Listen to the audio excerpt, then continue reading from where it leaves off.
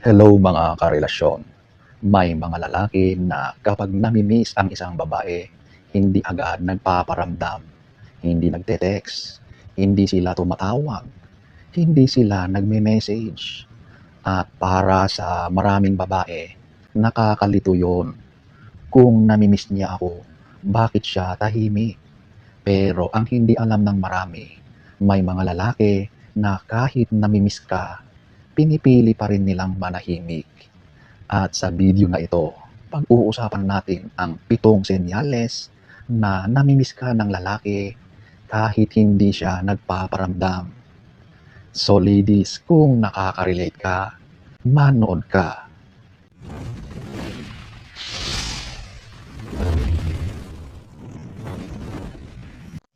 Number 1, bigla siyang nagiging curious sa buhay mo. Isa sa mga senyales na namimiss ka ng lalaki ay kapag bigla siyang naging interesado ulit sa buhay mo. Halimbawa na lang, maaring hindi siya direktang nagme-message sa'yo, pero napapansin mo na parang updated siya sa mga nangyayari sa buhay mo. Minsan, alam niya kung saan ka pumupunta. Minsan, alam niya kung ano ang bago sa buhay mo. At mapapaisip ka, paano niya nalalaman yon? Ang totoo kasi, kapag namimiss ka ng lalaki, natural lang sa kanya na maging curious. Gusto niyang malaman kung kumusta ka.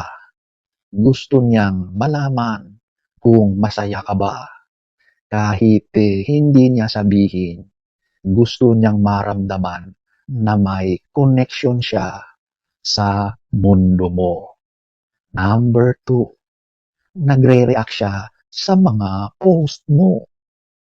May mga lalaki na hindi mahilig mag-message. Pero kapag na-miss ka niya, madalas nagpapakita sila ng presence sa ibang paraan. Halimbawa, nagla-like siya sa mga post mo, nagre-react sa mga stories mo. Minsan, simpleng emoji lang. Hindi mahaba ang conversation. Hindi rin obvious. Pero ang totoo, yun ay paraan niya para sabihin na, "Hey, nandito lang ako." Para bang gusto niyang ipaalala sa iyo na hindi ka niya tuluyang nakakalimutan. Number 3, minsan bigla siyang nagpaparamdam. May mga lalaki na tahimik sa loob ng mahabang panahon. Walang message, walang updates, wala. Pero pagkatapos ng ilang araw, linggo o buwan, bigla siyang nagpaparamdam. Isang simpleng, "Kumusta ka na?" Sa maraming babae, parang random lang yon. Pero sa totoo lang, kadalasan, nangyayari yon kapag hindi ka na niya matiis na hindi makausap. Matagal niyang iniisip kung magme-message ba siya o hindi. At sa huli, pinili niyang kumustahin ka. Number 4, napag-uusapan ka pa rin niya sa ibang tao. Isa pang senyales na namimiss ka ng lalaki ay kapag lumalabas pa rin ang pangalan mo sa mga usapan niya. Halimbawa, kapag kausap niya ang mga kaibigan, minsan nababanggit ka pa rin. Hindi naman dahil gusto niyang gumawa ng eksena or drama, kundi dahil natural lang na naaalala ka niya. Kapag ang isang tao ay wala na sa isip natin, bihira na natin siyang banggitin. Pero kapag ang isang tao ay nasa isip pa rin natin, kahit hindi natin napapansin, lumalabas pa rin sa mga kwento natin ang tao na yon. Number 5, hindi siya komportable kapag may ibang lalaki sa paligid mo. Isa sa pinakamalakas na senyales na namimiss ka ng lalaki ay kapag nakakaramdam siya ng kakaibang discomfort kapag may ibang lalaki na malapit sa'yo.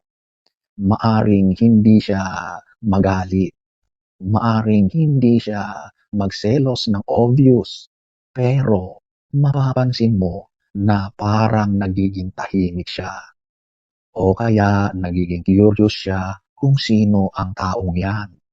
Dahil kahit hindi niya aminin, ang totoo ay ayaw kanyang makita na lumalayo ka na sa kanya. Number 6, nagiging nostalgic siya kapag namimiss ka ng lalaki. Madalas bumabalik sa mga ala-ala ninyo, minsan babanggitin niya ang mga dating moments, mga simpleng bagay tulad ng naaalala mo ba yung lugar na pinuntahan natin noon? O kaya yung time na ganito ang mga nangyari? Sa maraming tao, nostalgia ay simpleng pag-alala lang. Pero sa psychology ng relationships, ang nostalgia ay madalas lumalabas kapag may emotional attachment pa rin. Ibig sabihin, may bahagi ng puso niya na nakakonekta pa rin sa'yo. Number 7, hindi siya tuluyang nawawala sa buhay mo. At ito ang isa sa pinakamalinaw na senyales. Kapag namimiss ka ng lalaki, bihira siyang tuluyang mawala sa buhay mo. Maaring hindi laging nandyan siya, maaring hindi siya laging nagme-message, pero paminsan-minsan, bumabalik siya. Parang may invisible thread na nag-uugnay pa rin sa inyo. At ang totoo, kapag ang lalaki ay ganito sa isang babae, kadalasan hindi pa rin siya handang tuluyang bitawan ang koneksyon ninyo. 2,000 years later. So ayan po mga karelasyon. Sa huli, mahalagang tandaan na ang bawat lalaki ay may sariling paraan ng pag-express ng emotions. May mga lalaki na expressive, may mga lalaki naman na tahimik. Pero kahit tahimik sila, hindi ibig sabihin na wala silang nararamdaman.